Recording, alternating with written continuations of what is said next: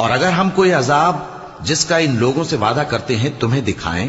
یعنی تمہارے روبرو ان پر نازل کریں، یا تمہاری مدت حیات پوری کر دیں، یعنی تمہارے انتقال کے بعد عذاب بھیجیں، تو تمہارا کام ہمارے احکام کا پہنچا دینا ہے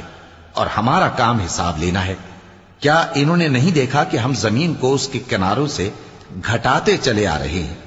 اور اللہ جیسا چاہتا ہے حکم کرتا ہے، کوئی اس کے حکم کا رد کرنے والا نہیں، اور وہ جلد حساب لینے والا ہے۔ جو لوگ ان سے پہلے تھے